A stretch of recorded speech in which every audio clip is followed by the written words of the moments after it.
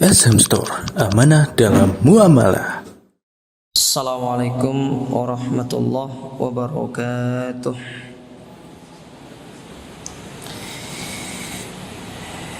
Innal hamdalillah nahmaduhu wa nasta'inuhu wa nastaghfiruh wa na'udzu billahi min shururi anfusina wa min sayyiati a'malina. Man yahdihillahu fala mudilla lahu wa man yudlil fala hadiya lahu.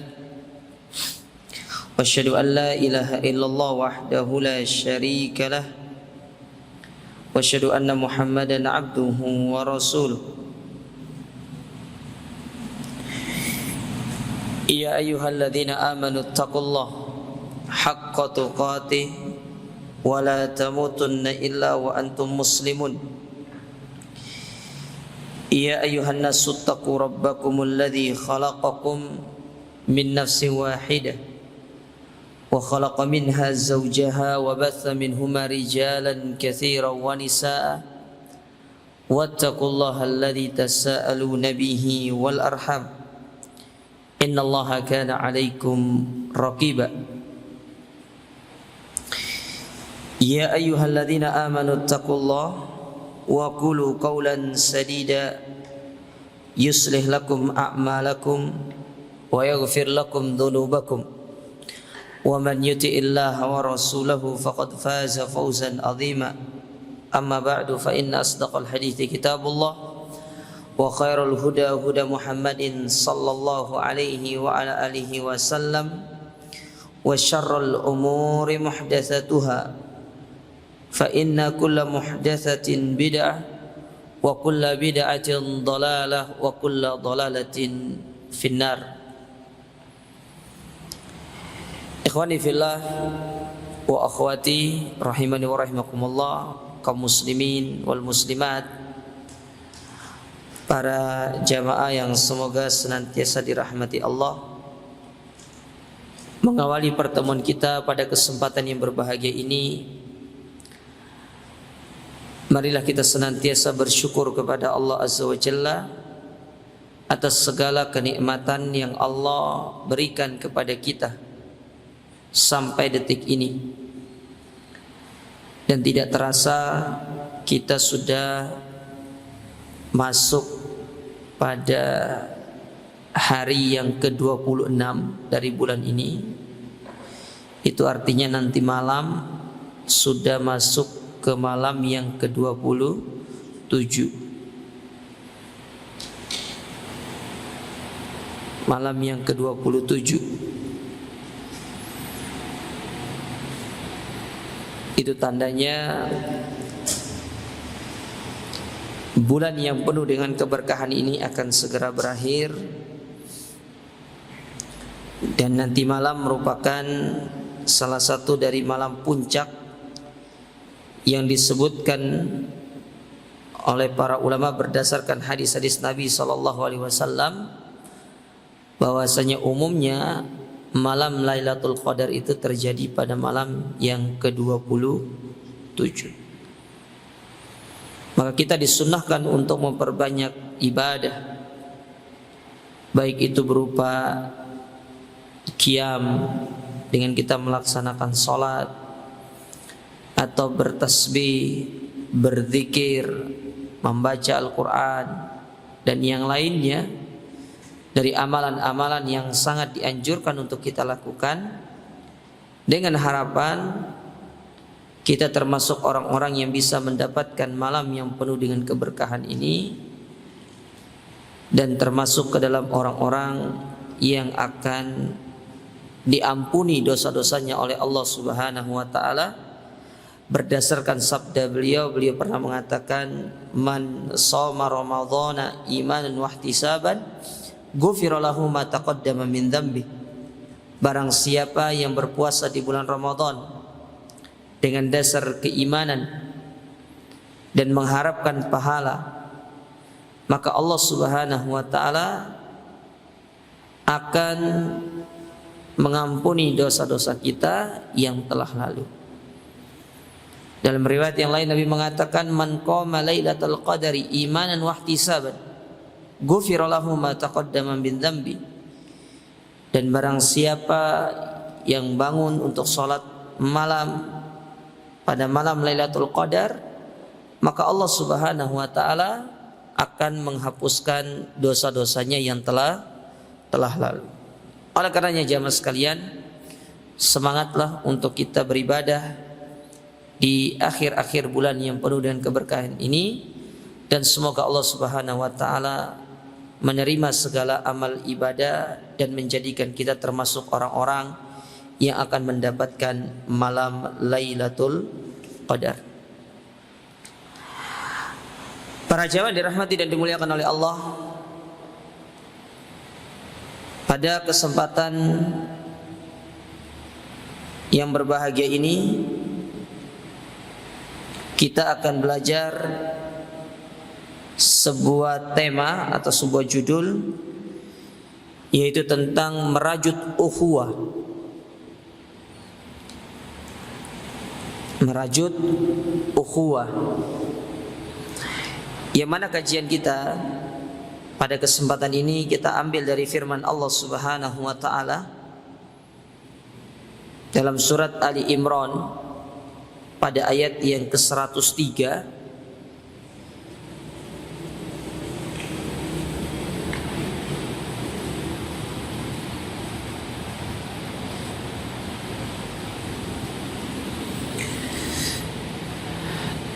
di mana Allah Subhanahu wa taala di dalam ayat tersebut menyebutkan tentang sebuah nikmat yang sangat besar. Setelah sebelumnya di ayat yang ke-102 Allah menyebutkan tentang perintah bertakwa, dan janganlah meninggal dalam kondisi kita itu melepaskan agama Islam dari diri kita. Lalu setelah itu Allah menyebutkan salah satu nikmat, salah satu nikmat di dalam agama kita, di mana Allah Subhanahu wa taala mengatakan wa'tasimu bihablillahi jami'an wa la tafarraqu, dan berpegang teguhlah dengan tali agama Allah seluruhnya, dan janganlah kalian bercerai-berai. Wadhkuru ni'matallahi alaikum, dan ingatlah akan nikmat Allah yang Allah berikan kepada kalian. Jadi kum di situ kepada para sahabat. Jadi sebenarnya ayat ini berkaitan dengan para sahabat. Ini saya bacakan tafsirnya. Id kuntum a'da'a fa'allafa baina qulubikum, yang mana dahulu kalian itu bermusuh-musuhan, kemudian Islam datang menjadikan kalian itu menjadi satu hati, menjadikan kalian itu bersaudara. Fa asbahtum bi ni'matihi ikhwana, maka dengan nikmat tersebut kalian menjadi bersaudara. Wa kuntum ala syafa hufratin minan nari fa anqadhakum minha, padahal kalian itu benar-benar sudah berada pada jurangnya api neraka, maka Allah menyelamatkan kalian. Kadzalika yubayyinullahu lakum ayatihi la'allakum tahtadun. Dan demikianlah Allah Subhanahu wa taala menjelaskan tentang ayat-ayatnya kepada kalian agar kalian termasuk orang-orang yang akan mendapatkan petunjuk. Nah, ayat ini jamaah sekalian adalah ayat yang menjelaskan tentang salah satu nikmat yang Allah berikan kepada manusia, yaitu tentang nikmat persaudaraan, nikmat ukhuwah Islamiyah. Bahwasanya persaudaraan merajut ukhuwah itu merupakan sebuah nikmat dan sekaligus ibadah di sisi Allah Subhanahu wa taala. Ibadah. Jadi menjalin persaudaraan, merajut ukhuwah itu ibadah.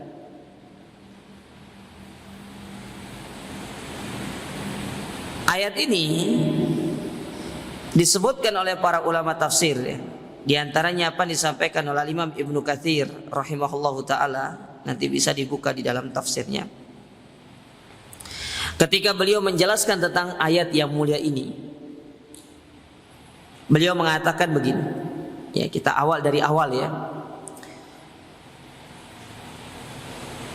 Beliau mengatakan, wa tasimu bihablillahi jami'an wa la tafarraqu. Dan berpegang teguhlah kalian dengan tali agama Allah secara menyeluruh dan jangan kalian bercerai-berai. Allah mulai ayat ini dengan mengatakan wa'tasimu. Wa'tasimu itu fi'il amr, kata kerja perintah. Dalam bahasa Arab itu disebut dengan kata kerja perintah, yang mana di dalam pandangan para ulama fikih atau usul, al-amru yadullu alal wujub. Ketika Allah menyebutkan tentang perintah di dalam Al-Quran, maka perintah itu bermakna wajib. Bermakna wajib. Jadi dari sini kita bisa tahu Allah menyuruh kita untuk berpegang teguh dengan tali agama Allah atau dengan tali Allah, itu hukumnya adalah wajib. Hukumnya wajib. Meninggalkannya maka perbuatan dosa.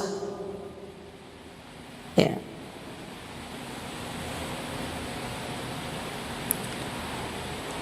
Jadi hukum berpegang teguh dengan tali agama Allah di sini hukumnya wajib. Kemudian dikatakan bihablillah, dengan tali Allah. Apa itu tali Allah? Kata Imam Ibnu Katsir, biahdillah, yaitu dengan perjanjian atau batasan dari Allah Subhanahu wa taala. Yang mana yang dimaksud dengan tali agama Allah di sini adalah Al-Qur'anul Karim. Bahwasanya kita itu harus berpegang teguh dengan apa yang menjadi pedoman hidup kita, Al-Quran, Sunnah Nabi SAW. Sebagaimana Nabi SAW bersabda di dalam sebuah hadis, beliau mengatakan, taraktu fikum syai'aini in tamassaktum bihima lan tadillu kitab Allahi wa sunnati. Aku tinggalkan dua hal yang apabila kedua hal ini, kata Nabi SAW, kalian berpegang teguh dengan keduanya, kalian tidak akan pernah tersesat selama-lamanya. Maka Nabi SAW mengatakan yang pertama adalah Al-Quran, dan yang kedua adalah sunnah-sunnah beliau. Yang mana sunnah Nabi itu menafsirkan apa yang ada di dalam Al-Quranul Karim. Namun di zaman sekarang itu tidak cukup dengan hanya sekedar berpegang teguh dengan Al-Quran dan Sunnah. Kalau ketika Nabi menyampaikan itu benar, karena di zaman tersebut wahyu turun, kemudian agama ditalaki dari satu sumber, yaitu dari beliau, dan murid-murid beliau adalah para sahabat. Akan tetapi di zaman sekarang tidak cukup seorang itu berpegang teguh dengan Al-Quran dan Sunnah, namun harus ditambah dengan satu, yaitu mengikat memahami Al-Quran dan Sunnah itu dengan pemahaman para salafus soleh. Itu penting di situ. Karena sekarang itu semua orang mengaku mengikuti Al-Quran dan Sunnah.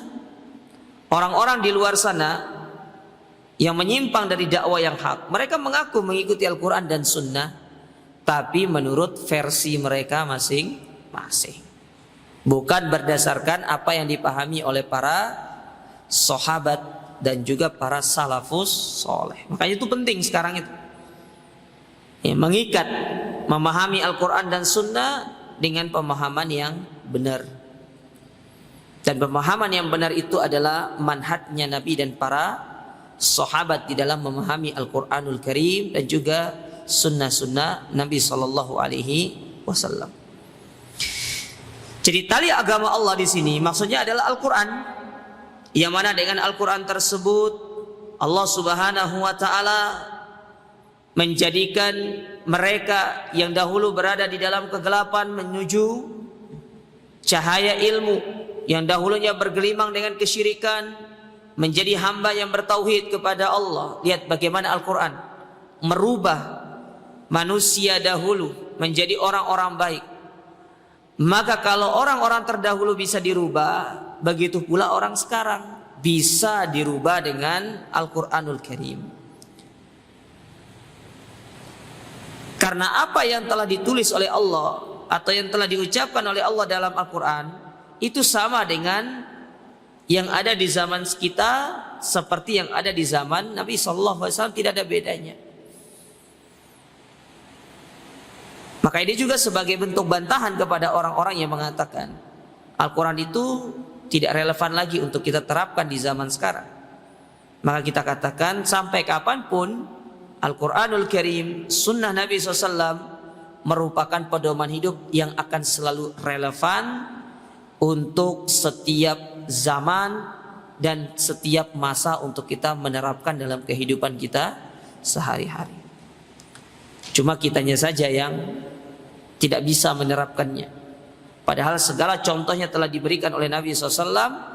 Tinggal bagaimana kita mau mempraktekkan dan mengambil sunnah tersebut, lalu kita praktekkan di dalam kehidupan kita sehari-hari. Taib.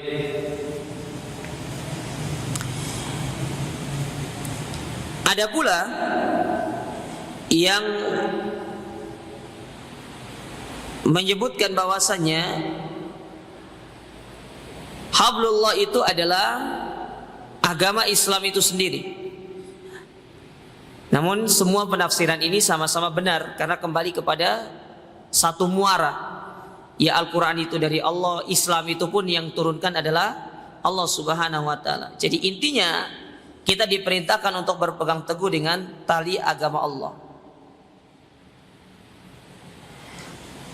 Kemudian kata Allah Subhanahu wa ta'ala di situ, wala tafarraqu, dan janganlah kalian bercerai-berai. Janganlah kalian saling bermusuh-musuhan. Nah, Allah Subhanahu wa ta'ala di sini melarang kita untuk kita bercerai-berai. Dan dari sini kita bisa mengetahuinya bahwasanya namanya bercerai-berai itu bukan suatu nikmat, tapi suatu azab. Orang bercerai-berai itu tidak bagus. Makanya Allah Subhanahu wa ta'ala menggunakan kata larangan di dalam ayat ini dengan mengatakan la tafarraqu, dan janganlah kalian bercerai-berai. Yang mana di dalam sebuah larangan itu ada sebuah perintah. Ya, saya ulangi ya. Kalau tadi dalam sebuah perintah itu ada sebuah larangan. Dalam sebuah larangan itu juga ada perintah. Kalau kita mau, saya ngajak pusing dulu dikit ya. Dalam sebuah perintah itu ada larangan. Allah memerintahkan kita untuk berpegang teguh. Berarti larangannya tidak boleh saling bercerai-berai. Faham ya maksudnya? Dalam sebuah larangan ada sebuah perintah, tidak boleh bercerai-berai. Berarti perintahnya adalah harus bersatu. Kita ambil contoh yang lain, gambaran ayat yang lain. Allah mengatakan la ta'kulur riba, janganlah kalian memakan riba. Ini larangan. Berarti perintahnya kita disuruh untuk memakan sesuatu yang bukan dari riba. Paham ya maksudnya? Nah, itu maksudnya. Jadi dalam sebuah larangan itu ada perintah, dalam sebuah perintah ada larangannya. Jadi pusing dikit nggak apa-apa, ya, biar nggak tidur terus. Orang itikaf kebanyakan tidur. Ya. Ini masih ada yang tidur di atas ini? Masih ada nggak?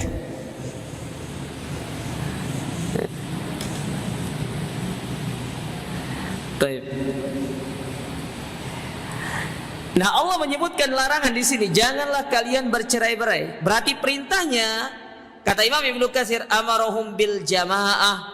Allah memerintahkan kaum muslimin untuk al-jamaah, yaitu untuk apa? Bersatu. Luzumul jamaah, berkumpul dengan jamaah.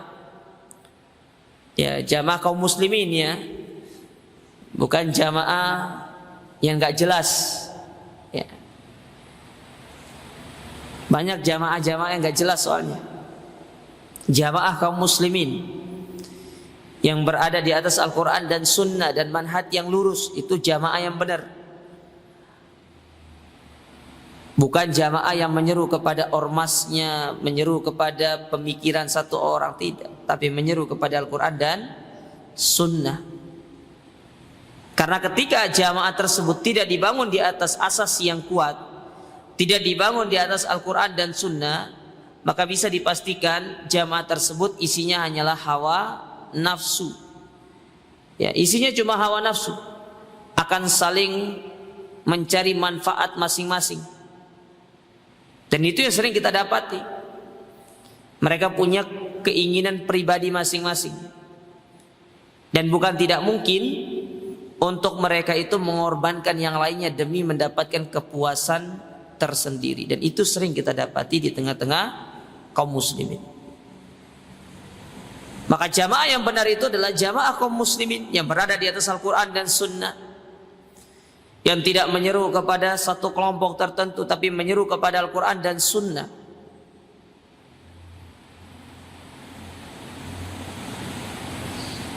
Kalau antum dapati yang seperti ini, maka pegang teguh.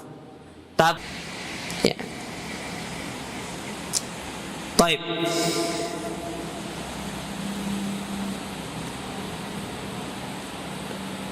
Kemudian dikatakan di sini, kata Imam Ibnu Katsir, waqad waradatil ahadits al-muta'addidah bin nahyi anit tafarruq wal amri bil ijtima'i wal ittilafi. Dan sungguh telah datang banyak hadis Nabi sallallahu alaihi wasallam yang menjelaskan kepada kita tentang larangan dari bercerai-berai, dari bermusuh-musuhan atau ya tafarruq, ya bercerai-berai. Dan perintah terhadap untuk kita itu berpegang teguh dengan al-jamaah, artinya kita bersatu. Di antaranya dalam Sahih Muslim dari hadis Suhail ibn Abi Saleh. Dalam Sahih Muslim dari hadis Suhail ibn Abi Saleh dari bapaknya. Ya. Dari bapaknya. An Abi Hurairah, dari Abu Hurairah radhiyallahu taala anhu, bahwasanya Rasul sallallahu alaihi wasallam pernah bersabda, "Innallaha yarda lakum thalath." Sesungguhnya Allah ridha kepada kalian terhadap 3 hal. Ya, Allah ridha kepada kalian terhadap 3 perkara. Wa yaskhatu lakum thalath. Dan Allah murka kepada kalian terhadap 3 perkara. Jadi ridho terhadap 3 hal dan murka kepada kalian terhadap 3 hal. Yarda lakum, yang pertama, Allah ridho kepada kalian 1, an ta'budu wa la tusyriku bihi syai'a. Kalian menyembah hanya kepada Allah dan tidak boleh berbuat syirik. Makanya kesyirikan itu merupakan perbuatan yang terkutuk. Karena Allah tidak ridho. Lihat bahasanya Luqman ketika mengatakan kepada anaknya tentang perkara syirik.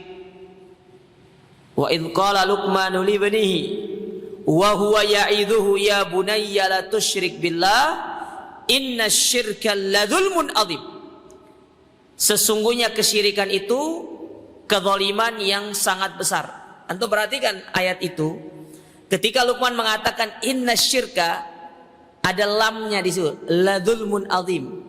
Sesungguhnya kesyirikan itu benar-benar, kalau diterjemahkan ya, benar-benar, super benar, kezaliman yang sangat besar. Jadi lam di situ itu sebagai penegasan kalau perbuatan syirik itu merupakan kezaliman yang sangat besar. Namun banyak orang baca ayat ini tapi nggak paham, masih aja tetap berbuat syirik sama Allah. Apalagi kalau sudah mau menjelang lebaran, syirik. Belum ya puncaknya nih kan? Misalnya pergi ziarah itu kan, sebelum puasa, sebelum lebaran, setelah lebaran, ya, itu syiriknya luar biasa, kental banget. Kayaknya sudah 24 karat syiriknya itu. Ini bukan karatan yang saat itu. Nah, Luqman tegaskan dalam ayat itu dengan mengatakan inna syirka la dzulmun adzim. Kesyirikan itu sungguh benar-benar perbuatan yang zalim. Ya. Allah tidak menyebutkan di situ, coba lihat. Allah tidak mengatakan sesungguhnya kesyirikan itu merupakan dosa yang besar. Allah tidak mengatakan inna syirka la dzanbin kabir misalkan, atau la dzanbin, tapi disebutkan dengan kezaliman. Kezaliman. Ya. Karena zalim itu merupakan sesuatu yang sangat membahayakan. Orang syirik itu bukan hanya zalim kepada Allah, tapi bisa zalim kepada manusia yang lainnya. Mana contoh dia zalim kepada manusia yang lainnya? Dia ngajak orang untuk berbuat syirik, dia zalim sama orang. Ya, dia zalim.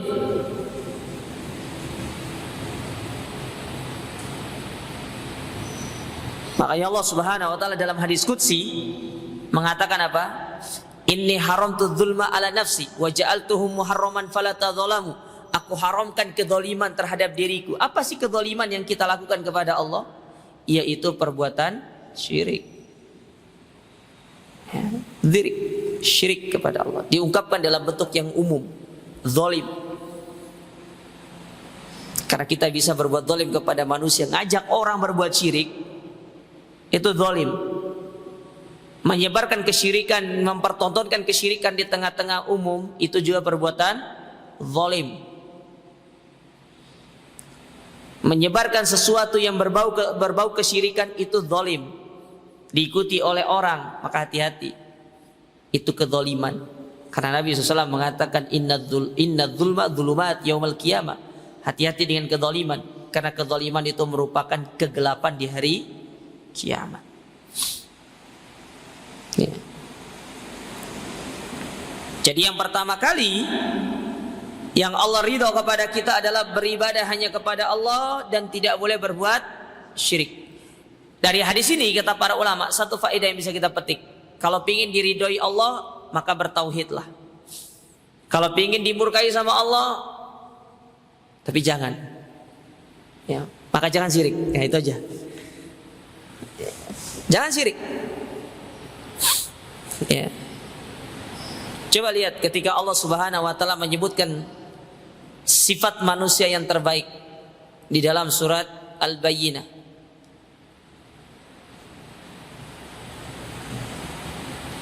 Innal ladzina amanu wa amilus solihati ulaika hum khairul bariyah jazaohum 'inda rabbihim jannatu adnin tajri min tahtihal anharu khalidina fiha abada radhiyallahu anhum. Mereka ridho kepada Allah, ridho kepada mereka. Setelah sebelumnya Allah sebutkan tentang innal ladzina amanu wa amilus solihat, orang-orang beriman dan beramal soleh. Siapa orang-orang beriman dan beramal soleh? Yang mereka itu beriman dan tidak mencampurkan keimanannya dengan kesyirikan. Apa balasan Allah kepada mereka? Allah ridhoi mereka, Allah berikan mereka surga. Jadi kalau ingin diridhoi sama Allah, senantiasa berada di atas tauhid dan tinggalkan yang namanya perbuatan syirik. Ya, karena kesyirikan itu mengundang kemurkaan Allah, bukan mengundang keridhaan Allah. Kemudian yang kedua kata Nabi SAW, di antara perkara yang diridhoi oleh Allah, wa anta tasimu bihablillahi jami'a wa la tafarraqu, dan janganlah kalian dan hendaklah kalian berpegang teguh dengan tali agama Allah dan jangan kalian bercerai-berai. Nah, ini perintah. Makanya orang-orang yang bersatu itu perintah dari Allah. Orang-orang yang senantiasa merajut ukhuwah itu perintah dari Allah Ta'ala. Berarti mereka sedang menuju ridhonya Allah. Namun perlu diingat, ya, ukhuwah yang seperti apa? Jangan ukhuwah yang seperti didengungkan oleh orang-orang harokiyin, orang-orang pergerakan. Apa kata mereka? Nata'awanu fima tafaqna wa natadawwaru fima ikhtalafna. Kita saling tolong menolong dalam perkara yang kita sepakati dan kita saling memberikan udzur dalam perkara yang kita perselisihkan. Masalahnya kita berselisih itu bukan masalah fikih saja, tapi dalam metode dakwah, bahkan konten dakwah itu sudah berbeda kita dengan mereka. Contoh, mereka itu tidak mau menyinggung masalah syirik karena itu merupakan perkara yang sangat sensitif. Sementara dakwah salaf, konten utama dakwanya adalah masalah tentang syirik. Ya. Walaqad ba'atsna fi kulli ummatin rasulan an ya'budullaha wa yajtanibut taghut. Ini landasan kita berdakwah. Allah mengutus pada setiap umat ini seorang rasul, dan tidaklah mereka diutus melainkan misi utama mereka adalah untuk mendakwakan mereka kepada tauhid dan meninggalkan perbuatan syirik. Ingat ya, Rasul, karena tugas Rasul itu adalah mendakwakan manusia untuk kembali kepada tauhid, disertai dengan membawa ajaran yang baru. Sementara Nabi, mereka hanya melanjutkan dakwah dari para Rasul yang telah diutus. Maka coba lihat Nabi Nuh, Rasul pertama. Setelah sebelumnya dari Nabi Adam sampai Nabi Nuh, itu belum terjadi kesyirikan. Ketika sudah mulai muncul kesyirikan, Allah mengutus Nabi Nuh. Maka Nabi Nuh misi utama dakwanya adalah mengajak manusia keluar dari syirik dan menuju peribadatan hanya kepada Allah. Kalau sekarang sudah tidak ada Nabi, karena Nabi dan Rasulullah itu sudah ditutup oleh Nabi Muhammad. Yang tersisa siapa? Para ulama yang akan melanjutkan estafet dakwah itu. Makanya konten utama para nabi itu adalah tauhid. Sehingga gimana kita akan bersatu dengan mereka sementara dari sisi konten dakwahnya sudah berbeda. Kemudian manhaj dakwah, metode dakwah sudah berbeda. Kita memulai dakwah itu dari pondasinya. Dari kita menanamkan akar yang kuat, dari kita menanamkan pondasi yang kuat dalam diri kaum muslimin. Kita menanamkan tauhid yang kuat. Sementara yang lainnya mereka mulai berdakwah dari perkara yang konten-konten itu paling atas. Mana contohnya? Dakwanya itu mulai dari politik. Kalau kita tidak masuk politik, nanti politik ini akan dikuasai begini-begini, akan begini. Ya. Nanti kalau kita tidak begini. Ya. Akhirnya banyak estimasi yang ujung-ujungnya tuh ngeramal tapi tidak benar. Ada yang orang dakwanya ya sudah jelas-jelas di tempat itu dibutuhkan dakwah tauhid, tapi dia tidak memulai dakwanya dengan tauhid.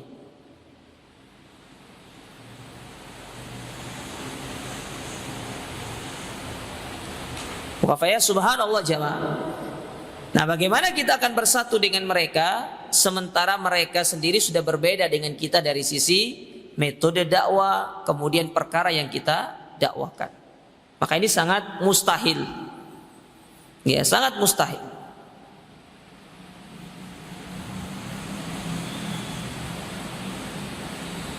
Nah, jadi Allah Subhanahu wa taala menyuruh kita untuk berpegang teguh dengan tali agama Allah, merajut ukhuwah. Kemudian yang ketiga, di antara perkara yang diridhoi oleh Allah di sini, wa antunasihu man walahu Allahu amrakum, yaitu kalian memberikan nasihat kepada orang-orang yang diberikan amanah. Ya. Maksudnya yang mengurus amanah, dalam hal ini itu pemimpin. Jadi kalau kita melihat pemimpin berlakukan kezaliman, kita nasihati. Mungkin kita tidak bisa menasihati, tapi kita berusaha untuk bagaimana meminta kepada orang-orang yang memiliki jalan untuk menasihati pemimpin. Karena Nabi SAW pernah mengatakan, afdalul jihad kalimatu haqqin inda sultanin jair. Sebaik-baik jihad itu adalah seorang memberikan nasihat kepada pemimpin yang zalim. Ingat ya, di sisi pemimpin yang zalim, bukan di depan istana. Gini berdemo segala macam. Ya. Syukur-syukur itu masuk selokan. Kalau masuk lubang buaya gimana? Ya. Loncat pagar masuk selokan. Untuk tidak masuk lubang buaya, itu masih mendingan itu. Memberikan nasihat. Sekarang pertanyaannya, mungkin timbul syubhat. Kan negara membolehkan kita untuk melakukan demonstrasi, menyampaikan aspirasi di muka umum. Kita katakan, iya, karena negara kita negara yang berasaskan demokrasi. Kalau antum turun ke jalan, berarti antum dukung demokrasi, sementara demokrasi tidak dikenal di dalam Islam. Kan seperti itu kan? Dengan antum turun, berarti antum sudah menunjukkan antum setuju dengan negara demokrasi. Katanya tadi tidak suka demokrasi, tapi turun. Ya, itu syubhat yang pertama, antum jawab seperti itu. Kan negara membolehkan kita untuk menyampaikan aspirasi. Iya, benar. Karena negara kita negara demokrasi. Tapi meskipun negara membolehkan, apakah kita harus turun? Tidak. Kalau kita turun berarti kita mendukung demokrasi itu pertama. Yang kedua, misal syubhannya datang. Terus gimana caranya menyampaikan nasihat kepada pemimpin? Oh, kita tidak memiliki akses.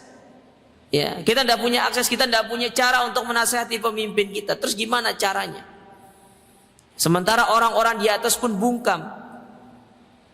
Maka para ulama memberikan solusi. Gimana caranya? Lau anna li da'watun mustajabah. Kalau aku punya satu doa yang mustajab, la ja'altu li sultan, aku akan jadikan doa tersebut untuk aku berikan kepada pemimpin. Sekarang kita turun ke jalan mencaci maki pemimpin, apakah didengar sama mereka? Enggak didengar. Enggak didengar. Mereka ketawa-tawa aja lihat kita. Yang capek siapa? Kita. Antum dibayar berapa? Paling 50.000 untuk turun di jalan itu. Ya Allah, kasihan. Sedih.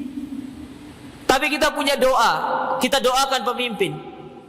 Didengar gak sama Allah? Didengar. Didengar sama Allah Ta'ala. Masalah urusan didengar. Dikabulkan gak? Wallahu a'lam. Kapan dikabulkannya? Tapi yang jelas didengar sama Allah. Dan tidak ada ruginya kita mendoakan pemimpin. Kalau sekiranya doa kita pun didengar sama Allah Ta'ala, dikabulkan misalkan, maka kebaikannya itu bukan hanya untuk diri kita, tapi untuk rakyat secara menyeluruh. Baiknya pemimpin kan rakyat yang merasakan. Ya.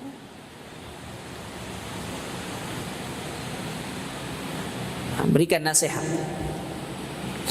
Dan dalam hal ini juga memberikan nasihat kepada mereka-mereka yang memiliki ya jabatan-jabatan yang di bawahnya, tidak hanya presiden, gubernur, bupati, wali kota, tapi yang di bawah-bawahnya. Mungkin antum punya contoh ya, antum pergi safar, terus antum mengangkat amir safar, itu kan pemimpin. Ya amir safarnya ini rodo-rodo aneh, ya udah dinasehati. Tapi jangan sampai nanti di sidang di hadapan orang itu, sini saya sidang kamu. Ya, tapi tidak ngomong berdua empat mata. Ya, bila perlu sambil diberikan ya mungkin es degan dulu biar nanti dia senang dinasehatinya. Nah, seperti itu. Taib. Itu perkara yang diridhoi. Adapun perkara yang tidak diridhoi, maka kata Nabi SAW, yang pertama adalah qila wa qal. Katanya, ya, katanya, oh begini. Ya, kata-katanya itu tidak boleh tuh. Ya, dalam beragama apalagi tidak boleh kata-katanya itu. Ya, antum karena sudah mengikuti dakwah salaf jamaah, kalau antum menyampaikan perkataan harus ada landasannya. Oh amalan ini diperintahkan, nih dalilnya gitu. Jangan kayak dulu. Oh amalan ini disunahkan. Ya itu kata kiaiku. Jangan. Antum tidak boleh pakai perkataan-perkataan itu. Ya. Apalagi untuk menganjurkan kepada orang tidak. Tapi beda hal kalau antum misalkan mengambil begini. Dalam pandangan beberapa ulama tuh begini, seperti Ustaz Fulan begini. Ya. Tapi tetap harus memiliki dalil yang qat'i. Istilahnya itu memiliki landasan yang qat'inya, baik itu dari Al-Quran maupun Sunnah. Kemudian yang kedua, wa kasratus su'al, banyak nanya. Ya, takon sing akeh tapi ora dilakoni. Ya, nanya tok sama ustadznya, Ustadz gimana hukumnya ini, gimana hukumnya ini, tapi nggak ada prakteknya. Ini namanya Abu Su'al namanya. Abu Su'al, tukang tanya. Ya. Bahkan sampai request sama temannya, ada pertanyaan nggak? Biar saya tanyakan. Ada tanya nggak? Sama saya aja. Jadi apa? Pawang soal. Ya, bukan pawang hujan ya, pawang soal. Jadi bukan hanya pawang hujan yang ada, pawang soal juga ada. Apa sih manfaatnya dia seperti itu tuh? Supaya dia itu dikenal sama ustadznya, sering nanya. Dikenal karena sering nanya itu nggak ada manfaatnya.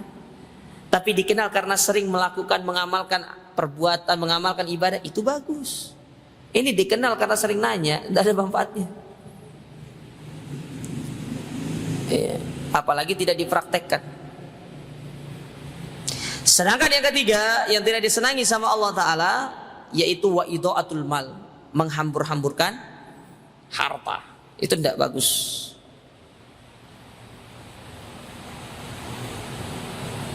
Taib. Nah, itu larangan untuk kita bercerai-berai. Taib. Kemudian Allah Ta'ala berfirman, melanjutkan ayatnya, wadkuru ni'matallahi alaikum, maka ingatlah tentang nikmat Allah kepada kalian. Jadi Allah menyuruh para sahabat untuk mengingat tentang nikmat yang Allah berikan kepada mereka. Ayat ini, hukum asalnya jemaah sekalian, Allah turunkan kepada para sahabat, terutama perihal yang berkaitan dengan suku Aus dan Khazraj yang mendiami Madinah pada waktu itu. Jadi di Madinah itu kan ada dua suku besar. Ya, ada nama suku Aus, sebenarnya tiga. Ada suku Aus, ada Khazraj, sama ada apa satu lagi? Nggak tahu. Nanti PR. Ya. Ya. Jadi ada dua suku besar di Madinah itu. Sudah lama berperang, 150 tahun. Perkara sepele perangnya, bukan sehari dua hari loh ini. 150 tahun berperangnya.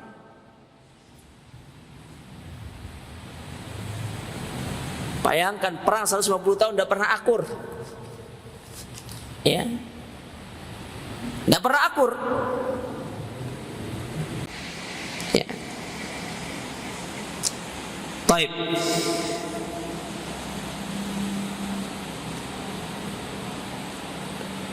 Kemudian dikatakan di sini, kata Imam Ibnu Katsir, waqad waradatil ahadits al-muta'addida bin nahyi anit tafarruq wal amri bil ijtima'i wal ittilafi. Dan sungguh telah datang banyak hadis Nabi sallallahu alaihi wasallam yang menjelaskan kepada kita tentang larangan dari bercerai-berai, dari bermusuh-musuhan atau ya tafarruq, ya bercerai-berai. Dan perintah terhadap untuk kita itu berpegang teguh dengan al-jamaah, artinya kita bersatu. Di antaranya dalam Sahih Muslim dari hadis Suhail ibn Abi Saleh. Dalam Sahih Muslim dari hadis Suhail ibn Abi Saleh dari bapaknya. Ya. Dari bapaknya. An Abi Hurairah, dari Abu Hurairah radhiyallahu taala anhu, bahwasanya Rasul sallallahu alaihi wasallam pernah bersabda, innallaha yarda lakum thalath, sesungguhnya Allah ridha kepada kalian terhadap tiga hal. Ya, Allah ridha kepada kalian terhadap tiga perkara. Wa yaskhatu lakum thalath, dan Allah murka kepada kalian terhadap tiga perkara. Jadi ridho terhadap tiga hal dan murka kepada kalian terhadap tiga hal. Yarda lakum, yang pertama, Allah ridho kepada kalian satu, an ta'budu wa la tusyriku bihi syai'a. Kalian menyembah hanya kepada Allah dan tidak boleh berbuat syirik. Makanya kesyirikan itu merupakan perbuatan yang terkutuk. Karena Allah tidak ridho. Lihat bahasanya Luqman ketika mengatakan kepada anaknya tentang perkara syirik. Wa idh qala Luqmanu li ibnihi wa huwa ya'idhuhu ya bunayya la tusyrik billah innasyirka ladzulmun adzim. Sesungguhnya kesyirikan itu kezaliman yang sangat besar. Antum perhatikan ayat itu. Ketika Luqman mengatakan innasyirka, ada lamnya di situ, ladzulmun adzim. Sesungguhnya kesyirikan itu benar-benar, kalau diterjemahkan ya, benar-benar, super benar, kezaliman yang sangat besar. Jadi lam di situ itu sebagai penegasan kalau perbuatan syirik itu merupakan kezaliman yang sangat besar. Namun banyak orang baca ayat ini tapi nggak paham, masih aja tetap berbuat syirik sama Allah. Apalagi kalau sudah mau menjelang Lebaran, syirik. Belum ya puncaknya kan? Misalnya pergi ziarah itu kan, sebelum puasa, sebelum Lebaran, setelah Lebaran, ya, itu syiriknya luar biasa, kental banget. Kayaknya sudah 24 karat syiriknya itu. Ini bukan karatan yang saat ini. Nah, Luqman tegaskan dalam ayat itu dengan mengatakan inna syirka la dzulmun adzim. Kesyirikan itu sungguh benar-benar perbuatan yang zalim. Ya. Allah tidak menyebutkan di situ, coba lihat. Allah tidak mengatakan sesungguhnya kesyirikan itu merupakan dosa yang besar. Allah tidak mengatakan inna syirka la dzanbin kabir misalkan atau la dzanbin, tapi disebutkan dengan kezaliman. Kezaliman. Ya. Karena zalim itu merupakan sesuatu yang sangat membahayakan. Orang syirik itu bukan hanya zalim kepada Allah, tapi bisa zalim kepada manusia yang lainnya. Mana contoh dia zalim kepada manusia yang lainnya? Dia ngajak orang untuk berbuat syirik, dia zalim sama orang. Ya, dia zalim.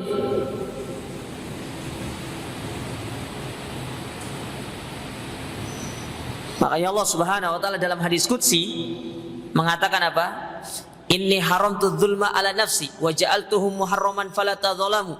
Aku haramkan kezaliman terhadap diriku. Apa sih kezaliman yang kita lakukan kepada Allah? Yaitu perbuatan syirik. Syirik, syirik kepada Allah diungkapkan dalam bentuk yang umum, zalim. Karena kita bisa berbuat zalim kepada manusia, ngajak orang berbuat syirik, itu zalim. Menyebarkan kesyirikan, mempertontonkan kesyirikan di tengah-tengah umum, itu juga perbuatan zalim. Menyebarkan sesuatu yang berbau kesyirikan itu zalim, diikuti oleh orang, maka hati-hati, itu kezaliman. Karena Nabi SAW mengatakan inna dzulma dzulumat yaumal qiyamah. Hati-hati dengan kezaliman, karena kezaliman itu merupakan kegelapan di hari kiamat. Ya. Jadi yang pertama kali yang Allah ridho kepada kita adalah beribadah hanya kepada Allah dan tidak boleh berbuat syirik. Dari hadis ini kata para ulama, satu faedah yang bisa kita petik. Kalau ingin diridhoi Allah, maka bertauhidlah. Kalau ingin dimurkai sama Allah, tapi jangan, ya, maka jangan syirik. Ya, itu aja. Jangan syirik. Ya. Coba lihat ketika Allah Subhanahu wa taala menyebutkan sifat manusia yang terbaik di dalam surat Al-Bayyinah.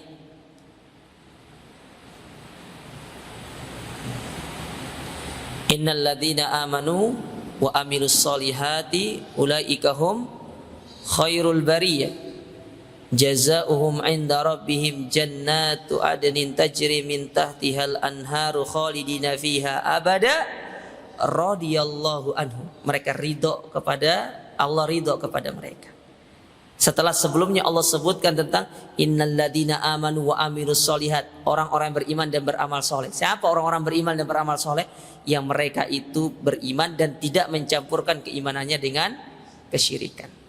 Apa balasan Allah kepada mereka?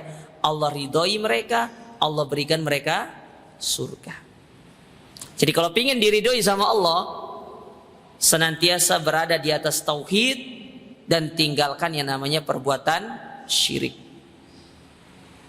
Karena kesyirikan itu mengundang kemurkaan Allah, bukan mengundang keridhaan Allah. Kemudian yang kedua, kata Nabi SAW, di antara perkara yang diridhoi oleh Allah, wa anta tasimu bihablillahi jami'a wa la tafarraqu, dan janganlah kalian dan hendaklah kalian berpegang teguh dengan tali agama Allah dan jangan kalian bercerai-berai. Nah, ini perintah. Makanya orang-orang yang bersatu itu perintah dari Allah. Orang-orang yang senantiasa merajut ukhuwah itu perintah dari Allah Ta'ala. Berarti mereka sedang menuju ridhonya Allah. Namun perlu diingat, ya, ukhuwah yang seperti apa? Jangan uhuwa yang seperti didengungkan oleh orang-orang harokiyin, orang-orang pergerakan. Apa kata mereka?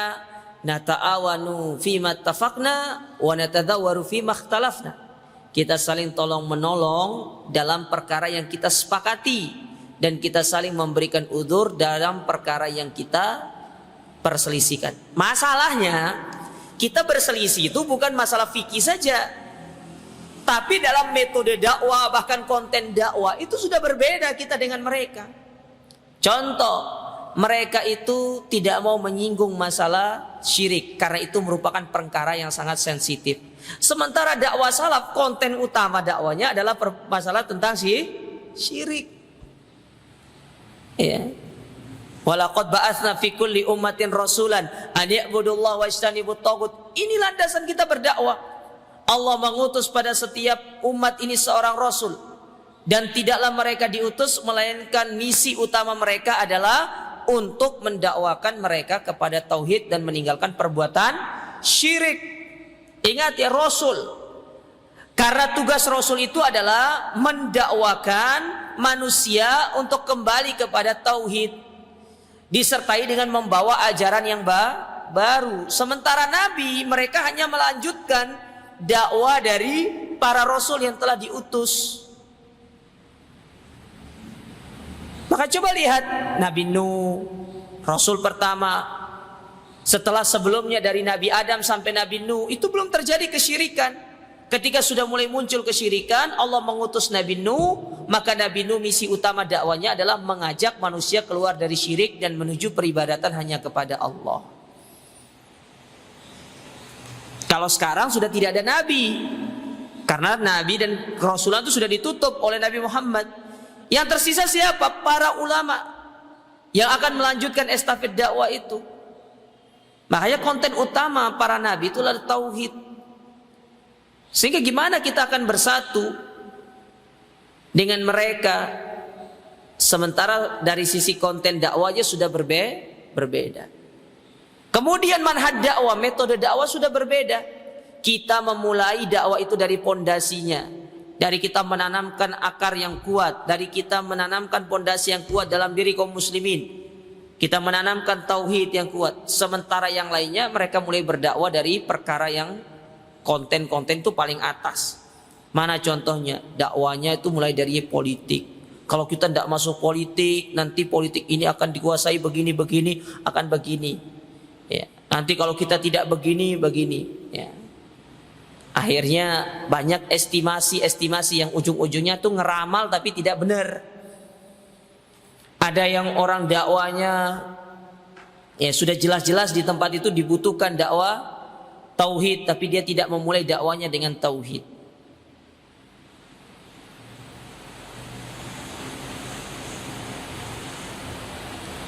Wafaya subhanallah jamaah. Nah, bagaimana kita akan bersatu dengan mereka sementara mereka sendiri sudah berbeda dengan kita dari sisi metode dakwah, kemudian perkara yang kita dakwakan. Maka ini sangat mustahil. Ya, sangat mustahil.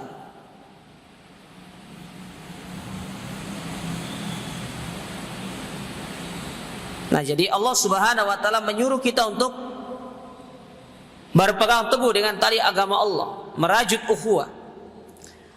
Kemudian yang ketiga, di antara perkara yang diridhoi oleh Allah di sini, wa antunasihu man walahu Allahu amrakum, yaitu kalian memberikan nasihat kepada orang-orang yang diberikan amanah. Ya.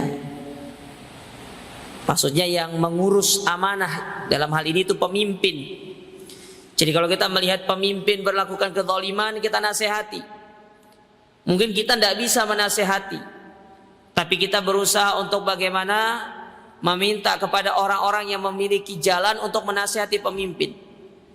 Karena Nabi SAW pernah mengatakan, afdalul jihad kalimatu haqqin inda sultanin jair. Sebaik-baik jihad itu adalah seorang memberikan nasihat kepada pemimpin yang zalim. Ingat ya, di sisi pemimpin yang zalim, bukan di depan istana. Gini berdemo segala macam. Ya. Syukur-syukur itu masuk selokan. Kalau masuk lubang buaya gimana? Ya. Loncat pagar masuk selokan. Untuk tidak masuk lubang buaya, itu masih mendingan itu. Memberikan nasihat. Sekarang pertanyaannya, mungkin timbul syubhat. Kan negara membolehkan kita untuk melakukan demonstrasi, menyampaikan aspirasi di muka umum. Kita katakan, iya, karena negara kita negara yang berasaskan demokrasi. Kalau antum turun ke jalan, berarti antum dukung demokrasi, sementara demokrasi tidak dikenal di dalam Islam. Kan seperti itu kan? Dengan antum turun, berarti antum sudah menunjukkan antum setuju dengan negara demokrasi. Katanya tadi tidak suka demokrasi, tapi turun. Ya, itu syubhat yang pertama, antum jawab seperti itu. Kan negara membolehkan kita untuk menyampaikan aspirasi. Iya, benar. Karena negara kita negara demokrasi. Tapi meskipun negara membolehkan, apakah kita harus turun? Tidak. Kalau kita turun berarti kita mendukung demokrasi itu pertama. Yang kedua, misal syubhatnya datang. Terus gimana caranya menyampaikan nasihat kepada pemimpin? Oh, kita tidak memiliki akses. Ya, kita tidak punya akses, kita tidak punya cara untuk menasihati pemimpin kita. Terus gimana caranya? Sementara orang-orang di atas pun bungkam. Maka para ulama memberikan solusi. Gimana caranya? Lau anna li da'watun mustajabah. Kalau aku punya satu doa yang mustajab, la ja'altu li sultan, aku akan jadikan doa tersebut untuk aku berikan kepada pemimpin. Sekarang kita turun ke jalan mencaci maki pemimpin, apakah didengar sama mereka? Enggak didengar. Enggak didengar. Mereka ketawa-tawa aja, lihat kita. Yang capek siapa? Kita. Antum dibayar berapa? Paling 50.000 untuk turun di jalan itu. Ya Allah, kasihan. Sedih. Tapi kita punya doa, kita doakan pemimpin. Didengar gak sama Allah? Didengar. Didengar sama Allah Ta'ala. Masalah urusan didengar. Dikabulkan gak? Wallahu a'lam kapan dikabulkannya. Tapi yang jelas didengar sama Allah. Dan tidak ada ruginya kita mendoakan pemimpin. Kalau sekiranya doa kita pun didengar sama Allah Ta'ala, dikabulkan misalkan, maka kebaikannya itu bukan hanya untuk diri kita, tapi untuk rakyat secara menyeluruh. Baiknya pemimpin kan rakyat yang merasakan. Ya.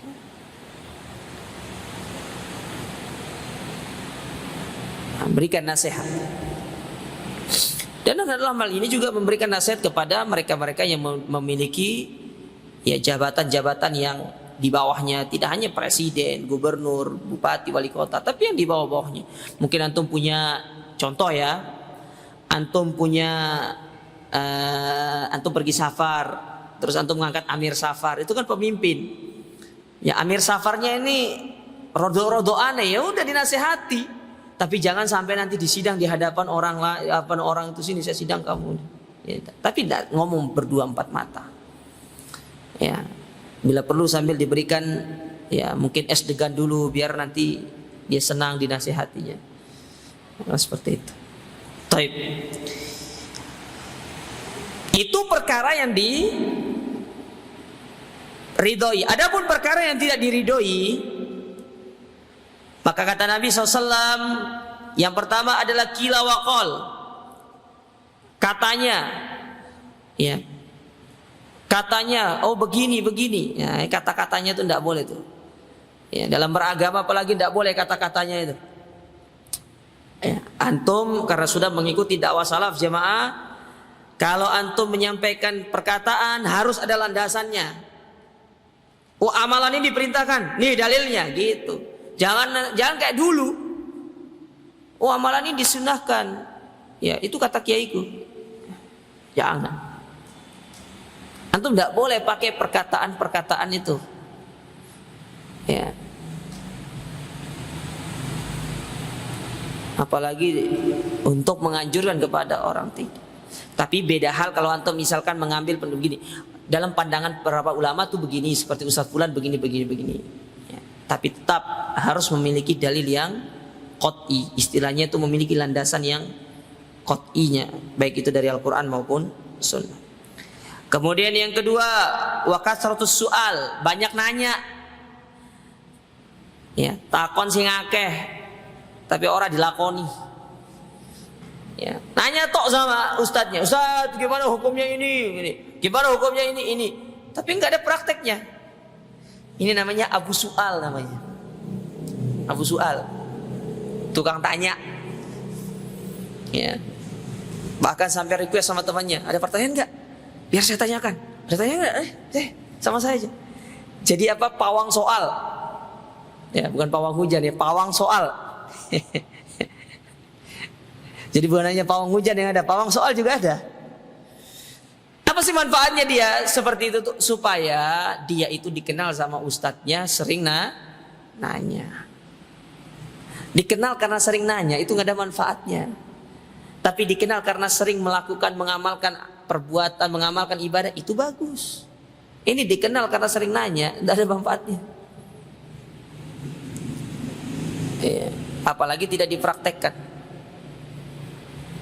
Sedangkan yang ketiga yang tidak disenangi sama Allah Ta'ala, yaitu wa idha'atul mal, menghambur-hamburkan harta. Itu tidak bagus.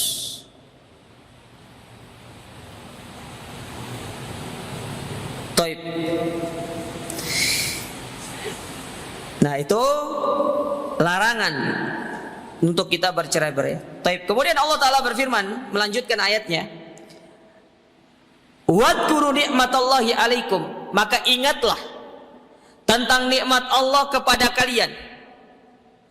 Jadi Allah menyuruh para sahabat untuk mengingat tentang nikmat yang Allah berikan kepada mereka. Ayat ini, hukum asalnya jemaah sekalian, Allah turunkan kepada para sahabat, terutama perihal yang berkaitan dengan suku Aus dan Khazraj yang mendiami Madinah pada waktu itu. Jadi di Madinah itu kan ada dua suku besar. Ya, ada nama suku Aus, sebenarnya tiga.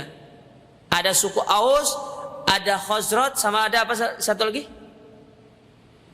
Nggak tahu. Nanti PR. Ya. Ya. Jadi ada dua suku besar di Madinah itu.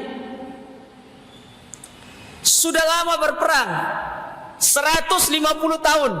Perkara sepele perangnya, bukan sehari dua hari loh ini. 150 tahun berperangnya.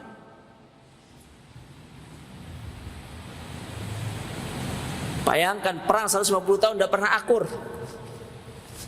Ya. Tidak pernah akur. Memperebutkan lahan, memperebutkan daerah kekuasaan. Islam datang menjadikan mereka yang tadinya berperang 150 tahun menjadi bersatu. Menjadi satu kesatuan yang disebut dengan kaum muslimin. Mereka dikatakan sebagai Ansor oleh Nabi SAW. Subhanallah, bayangkan peperangan yang berkecamuk sekian lama, tahu-taunya itu bisa dijadikan berdamai oleh sebuah nikmat yang disebut dengan nikmat Islam, nikmat iman. Makanya Imam Ahmad bin Hanbal, beliau pernah mengatakan, aku bingung tentang nikmat Allah yang agung itu. Ya, mana nikmat Allah yang agung? Apakah nikmat nikmat Islam ataukah nikmat berada di atas sunnah? Aku bingung mana nikmat yang agung, apakah nikmat Islam atau nikmat berada di atas sunnah? Karena kedua-duanya merupakan nikmat yang besar. Kenapa dikatakan nikmat Islam itu nikmat yang agung? Dengan Islam Allah menjadikan tanah Arab, khususnya Mekah, yang bergelimang dengan kesyirikan, kemudian menjadi tempat yang paling diridhai oleh Allah Subhanahu wa ta'ala. Dengan Islam Allah menjadikan yang namanya suku Aus dan Khazraj yang tadinya berperang 150 tahun, kemudian mereka itu menjadi satu saudara, melupakan pertikaian di antara mereka. Karena dulu belum ada istilahnya sunnah itu. Maksudnya fulan di atas sunnah belum dikenal, karena memang agama itu masih lurus, belum ada penyimpangan. Penyimpangan itu mulai muncul ketika di zaman para Khulafaur Rasyidin, terutama di zaman Utsman, kemudian berlanjut sampai zaman berikutnya. Abu Bakar belum ada. Yang ada itu zaman murtad, orang murtad di zaman Abu Bakar. Ya, tapi cikal bakal itu sudah mulai ada. Zaman Umar apalagi perluasan wilayah sangat besar. Mulai Utsman sudah timbul mulai fitnah, Khawarij mulai muncul. Kemudian cikal bakal Syiah mulai muncul di situ. Syiah itu kan kemudian mulai berkembang sampai sekarang ini. Makanya banyak nih, hati-hati. Ada satu dai sekarang sedang diberikan panggung itu. Ya. Kan tidak usah didengar. Ustadz, saya ingin ambil baiknya, buang buruknya. Gak ada baiknya sama sekali. Antum dari mana mau ambil baiknya?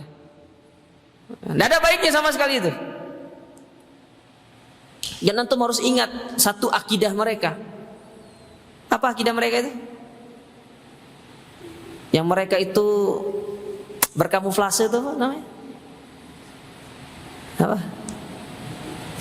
Udah tahu atau? Ya. Anda juga lupa. Masa nggak ngerti?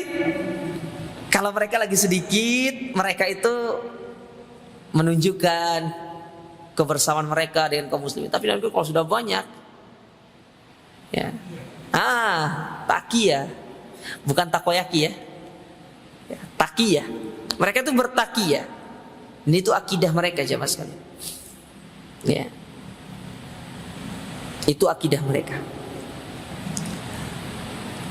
Baik. Saya baca di sini ya. Kata Imam Ibnu Katsir, wa hadha siyaq fi sya'nil Aus wal Khazraj. Penggalan ayat ini dari wadhkuru nikmatallah sampai akhir itu merupakan ayat yang berbicara tentang Bani Aus dan Khazraj. Fa innahu kanat bainahum hurubun katsiratun fil jahiliyah, yang mana kedua kabilah ini melakukan peperangan di masa-masa jahiliyah. Wa adawatun syadidatun wa dhaqainu wa ihanu wa dukhulu talabi sababiha qitaluhum wal waqa'i bainahum, dan mereka terjadi permusuhan yang sangat panjang 150 tahun. Bayangkan 150 tahun bermusuh-musuhan, berebut hanya lahan kecil, perang gara-gara lahan ini, perang gara-gara ini, perang dikit-dikit perang. Ya, kalau dulu tuh gentle perangnya, 1 lawan 1. Kalau tidak, kalau sekarang beda, 1 lawan 10, keroyokan. Ya, ngeroyok sekarang itu. Ya, 1 negara lawan 10 negara, tidak gentle. Dulu orang perang tuh gentle. Ada istilahnya al-mubarozah. Ya, 1 lawan 1. Itu namanya mubarozah dalam bahasa Arab. Nah, coba lihat para sahabat ketika mereka berperang melawan musuh-musuh mereka. Mereka datang, siapa yang mau mubarozah 1 lawan 1.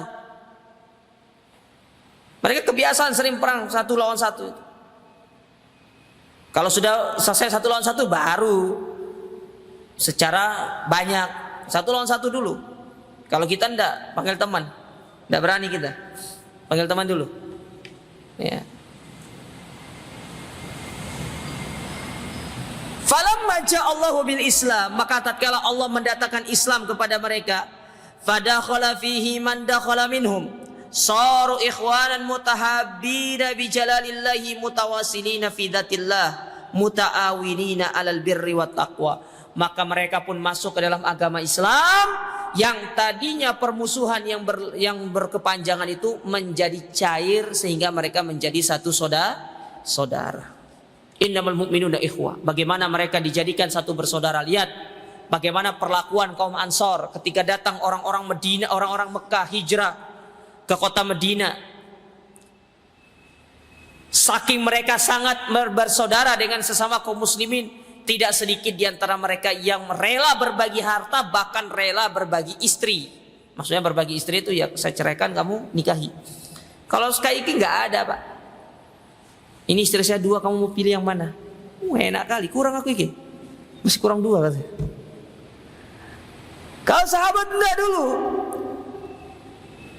Aku punya lahan setengah, kamu garap. Aku punya lahan nih, setengahnya kamu garap. Aku punya istri, kamu lihat yang cantik. Aku ceraikan, tunggu masa idahnya, kamu nikahi. Kalau sekarang nggak ada. Aku punya istri 2 masih kurang 2 katanya. Iya. Aku punya lahan 1 hektar, oh masih kurang. Kenapa hal demikian tidak ada dalam diri? Karena rasa persaudaraan itu tidak terpupuk. Kurang kita merajut ukhuwah Islamiyah di antara kita. Kurang. Padahal sebagaimana saya sebutkan di awal, yang namanya merajut ukhuwah itu ibadah. Oke lah, kita tidak usah saling berbagi. Misalkan, oh ini istri saya, kamu ceraikan, nanti saya ceraikan, kamu nikahi. Oke lah, kita tidak berbagi itu. Tapi dalam perkara-perkara yang lain, kadang-kadang kita sulit untuk berbagi kepada sesama kaum muslimin. Padahal dengan kita berbagi itu dapat merajut ukhuwah di antara kita. Contoh sepele saja, sederhana. Ya, berbagi tempat duduk ketika lihat saudaranya lagi berdiri untuk duduk di majelis ilmu, itu susah banget bagi kita. Susah.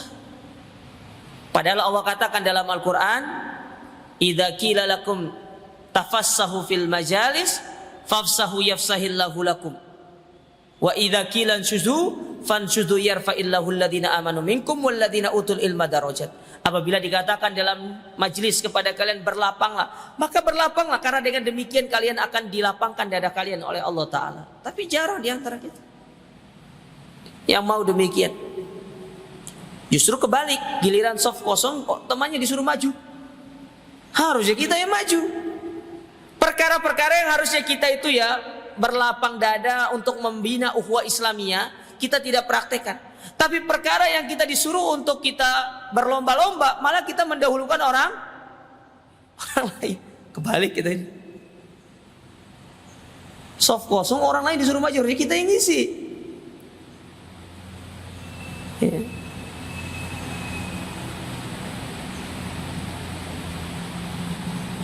Maka Nabi ingatkan kepada kita di dalam sabdanya, innamal mu'minuna ikhwah. Sesungguhnya kalian itu bersaudara. Ya. Sesungguhnya kita ini bersaudara kaum muslimin. Nah, Allah ingatkan kita dengan nikmat ini.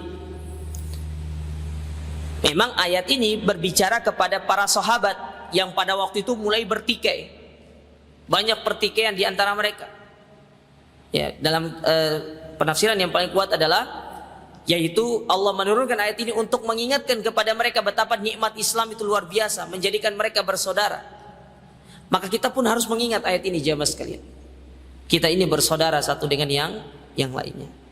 Taib kaum muslimin, ikhwani fillah wa akhwati rahimani wa rahimakumullah, berkaitan dengan merajut ukhuwah Islamiyah, maka disebutkan oleh para ulama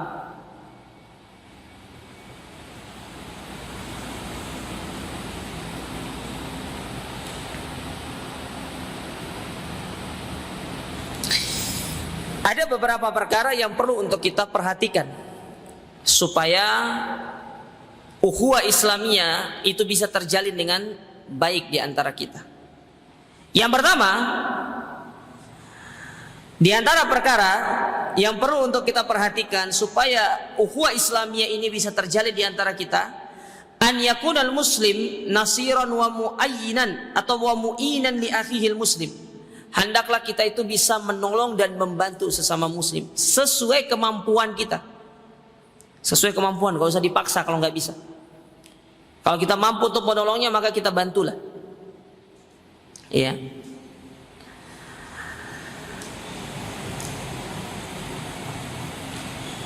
Sebagaimana Allah Ta'ala berfirman di dalam Al-Quran, dalam surat Al-Maidah ayat yang kedua,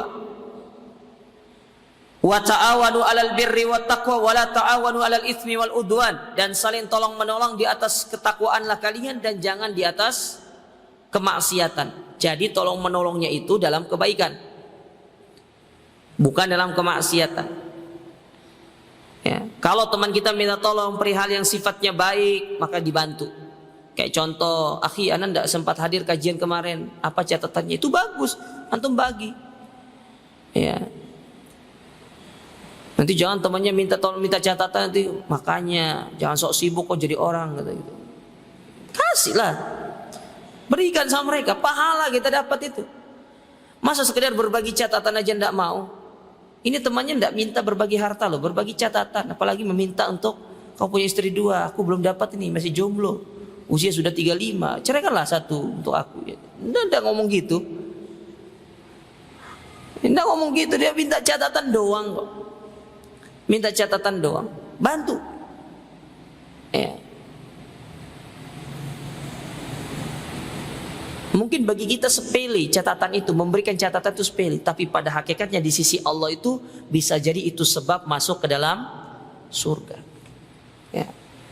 Man nafasa an mu'minin kurbatan min kurabid dunya nafasallahu kurbatan min kurabil akhir. Kita yang membantu saudara kita, maka pasti Allah akan membantu kita. Ya. Kemudian yang kedua, di antara perkara yang perlu untuk diperhatikan supaya ya ukhuwah Islamiyah ini bisa terajut dengan baik di antara kita, alla yadlim al muslim akhahu, atau alla yadlamal muslimu akhahu bi ayyi naw'in min anwa'iz zulm. Tidak boleh seorang muslim menzalimi saudara muslim yang lainnya dengan kezaliman apapun, tidak boleh. Baik itu dengan lisannya, perbuatannya itu tidak boleh. Ataupun dengan matanya, melalui mata ain. Ya.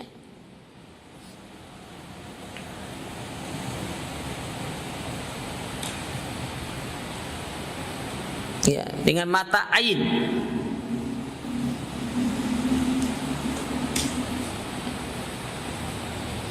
Tidak boleh. Mana contoh kezaliman dengan lisan? Gibah.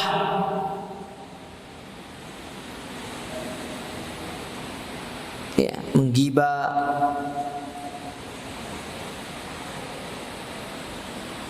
Memfitnah, menuduh dengan tuduhan yang tidak benar, menggelari dengan gelaran-gelaran yang tidak baik. Ya.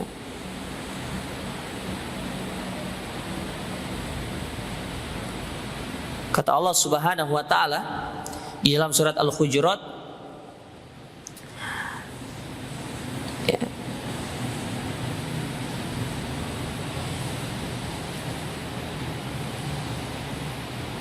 Allah mengatakan, ya ayyuhalladzina amanu la yashar qaumum min qaumin asa ayyakunu khairam minhum.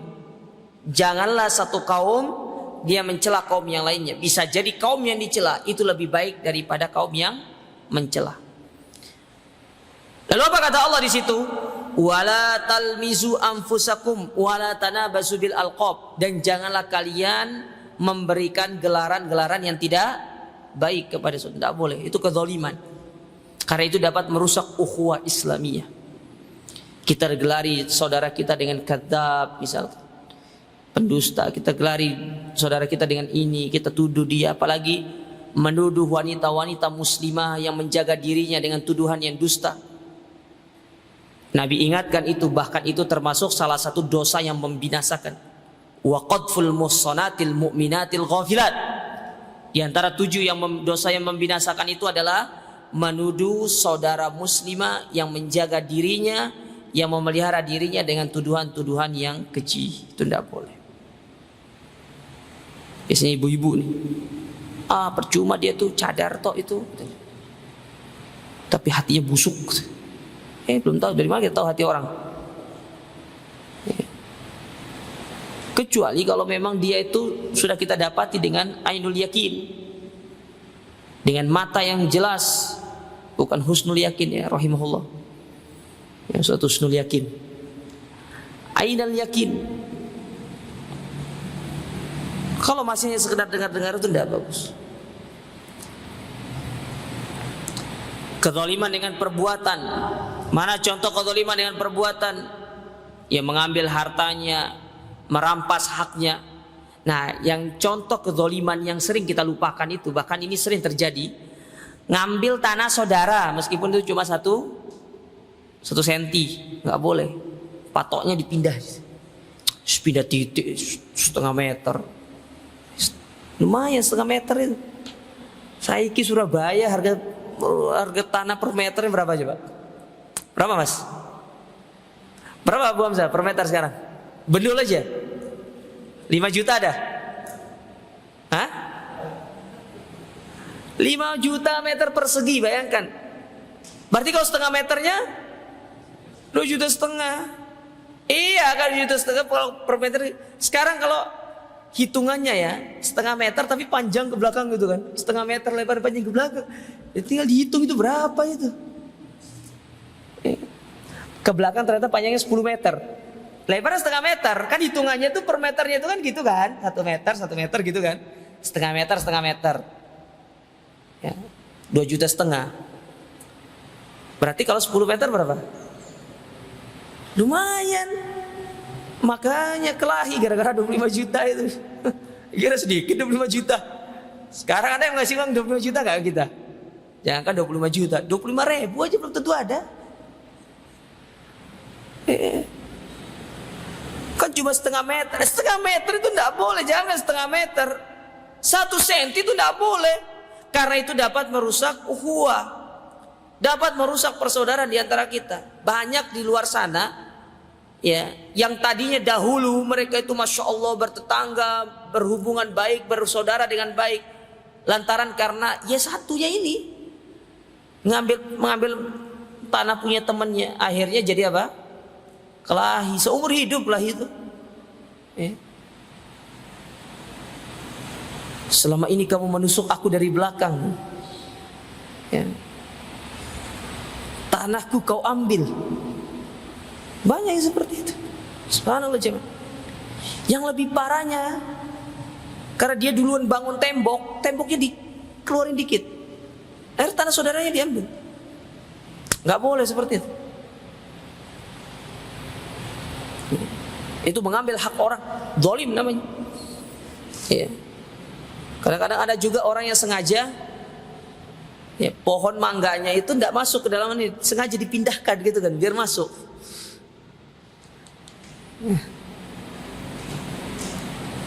Banyak yang seperti ini jemaah sekalian. Nah, ya Allah, semoga Allah jaga kita. Bahaya masalahnya. Kita berbuat zalim sama Allah, taubat gampang. Tapi masalahnya kalau kita berbuat zalim sama orang, itu masalahnya bukan hanya di dunia saja. Sekarang oke lah kita di dunia ya, kita tidak merasa santai aja lah, gampang, aman di dunia. Tapi di akhirat orang itu nuntut kita. Apalagi dikala kita sedang membutuhkan pahala ya. Orang gak mau memaafkan kita dengan percuma. Dia minta pahala, dia juga ingin masuk surga. Hati-hati yang seperti ini ya, berbuat zalim ya, dengan kita melakukan tindakan yang tidak benar. Kata Nabi SAW,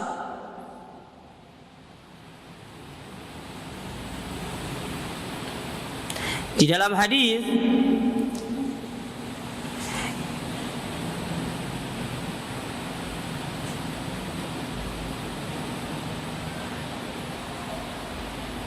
yang dikeluarkan oleh Al-Imam Muslim dalam sahihnya dari sahabat Abu Hurairah radhiyallahu taala an,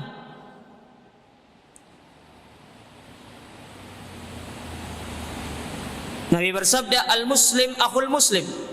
Seorang muslim itu saudara bagi muslim yang lainnya. La yadlimu, janganlah kalian menzaliminya.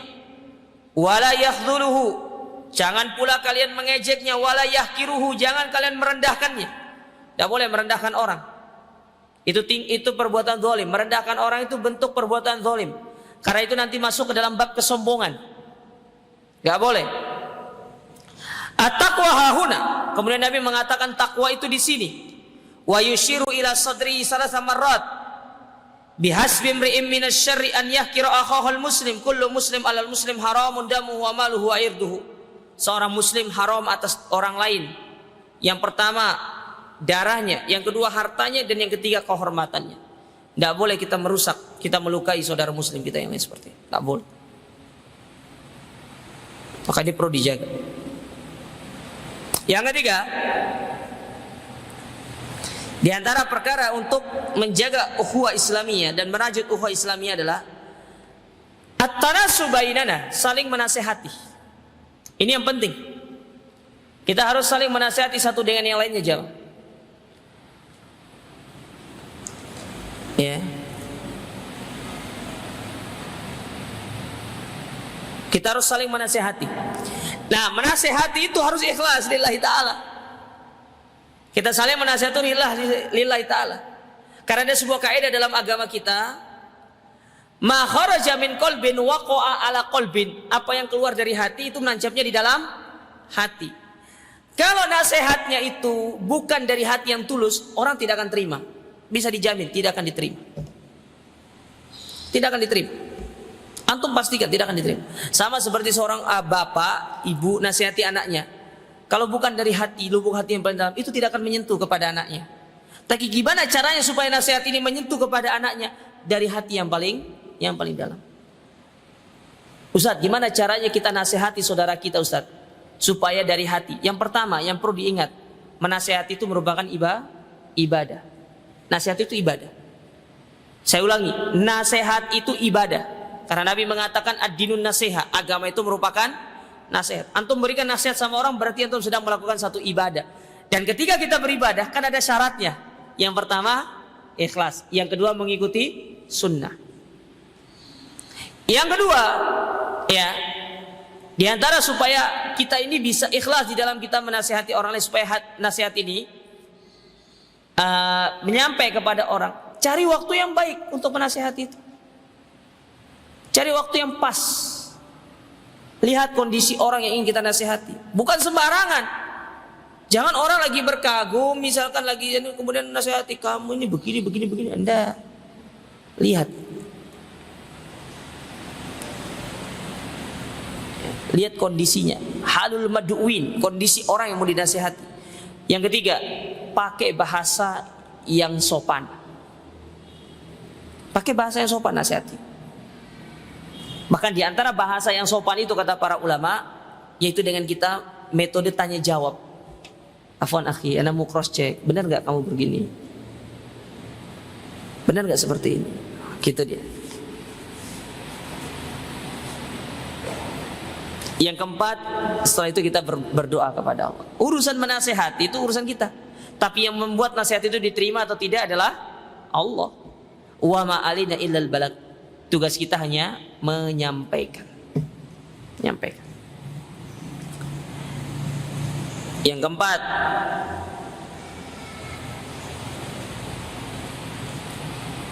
di antara cara untuk merajut ukhuwah adalah dengan sering kita itu bertukar salam. Saling bertukar salam. Ya, assalamualaikum. Ya. Sering-sering nyapa. Tapi kalau nyapanya kaum muslim itu dengan apa? Salam. Jangan kalau ketemu itu halo bro, good morning, good afternoon, ya, good night. Terus ping kelihatan antum bilang good night itu nggak ada pahalanya jamaah sekalian. Di satu sisi antum bilang good morning, good night, good afternoon misalkan, ya, itu antum sedang mempromosikan bahasa orang kafir. Lah kalau antum ucapin salam, satu signature, yang kedua itu ibadah, yang ketiga antum sedang melakukan sebuah syiar kita itu. Salam itu syiar. Ketemu sama assalamualaikum. Assalamualaikum gitu kan. Kecuali kalau antum telepon customer service, ya selamat pagi, jangan bilang assalamualaikum selamat pagi. Siapa tahu dia kafir gitu kan. Kalau kita sudah jelas, kita ngerti dia kaum muslimin, apalagi orang yang kita mau dakwahkan nih, kita lembuti dengan salam itu luar biasa. Lihat Abdullah bin Salam radhiyallahu taala anhu. Kata beliau, di antara perkataan yang sering aku dengar ketika Muhammad masuk ke kota Madinah, apa kata beliau? Ayyuhan nas afsus salam. Wahai manusia, tebarkanlah salam. Wa'at imut to'am, sering-sering membagi makanan. Wasilul arham, saling menyambung tali silaturahim. Ya, jangan nanti pas puasa saja ketemunya, bukber. Tapi silaturahim yang benar itu kepada saudara yang memiliki hubungan rahim. Ya. Wasallu bil laili wan nasu niyam, dan salatlah di malam hari di kala manusia sedang tidur, tadkhulul jannata bisalam, maka masuklah engkau ke dalam surga dengan penuh keselamatan. Ini perintah. Ucapkan salam karena ini dapat menumbuhkan ukhuwah Islamiyah. Dalam hadis yang lain Nabi SAW mengatakan, ala adullukum idza fa'altumuhum tahabbtum bainakum. Maukah aku ketujukan kepada kalian satu amalan, kalau kalian sering melakukannya akan merontohkan hasad-hasad, akan merontohkan kebencian di antara kalian, dan kalian akan saling mencintai satu dengan yang lainnya. Maka apa kata Nabi SAW? Afsyus salam bainakum, tebarkanlah salam di antara kalian. Tebarkan salam. Yang kelima, yang terakhir, karena waktunya sudah mau habis. Ya. Sengaja saya mepetkan biar tidak ada tanya jawab. Ya. Kalau puasa-puasa gini tanya jawab tuh capek pikir kita. Ya. Apalagi siang-siang gini tuh puncak lapar gitu. Ya. Jadi dari pagi tuh kenyang, masuk siang itu puncak lapar, turun ke sore itu sudah mulai kenyang lagi. Itulah nikmatnya orang puasa tuh ya. Padahal nggak makan, tapi sore itu nggak mau buka. Yang kelima, ya, di antara perkara yang bisa